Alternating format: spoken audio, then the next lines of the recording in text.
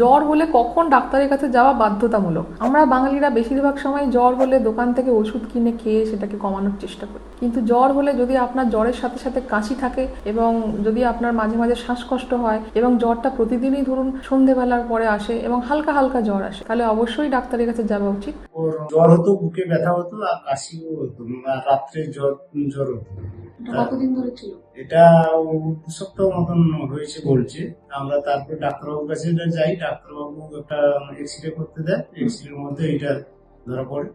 এক্সরেতে ধরা পড়ে এরকম বুকের ডাউন সাইডে জল জমে আছে। আমার কাছে এই পেশেন্টটি আসে আজ থেকে প্রায় 6 মাস আগে। শুধুমাত্র তার কি ছিল, হালকা জ্বর ছিল, হালকা একটু কাশি ছিল, একটু পরিশ্রম করলে শ্বাসকষ্ট হচ্ছিল। তো আমি এক্সরে করাই, এক্সরে করার পর ধরা পড়ে তার বুকে অনেকটাই ডাউন সাইডে অনেকটা জল জমেছে এবং জলের পরীক্ষা করার পর দেখা যায় সেই জলে টিবির জীবাণু আছে এবং 6 মাস চিকিৎসা করার পর কিন্তু সে সম্পূর্ণ সুস্থ হয়ে যায়। তো ভাবুন, যদি 6 মাস আগে যখন আমার কাছে এসেছিল সে যদি ডাক্তারের কাছে নাই আসতো, তাহলে সেই টিবিটি বেড়ে যেত এবং টিবি সেখান থেকে বুকের থেকে বিভিন্ন জায়গায় ছড়িয়ে গিয়ে একটা কমপ্লিকেশন ডেভেলপ করতো এবং সেটা থেকে কিন্তু ট্রিটমেন্ট না করলে মৃত্যু পর্যন্ত হতে পারতো।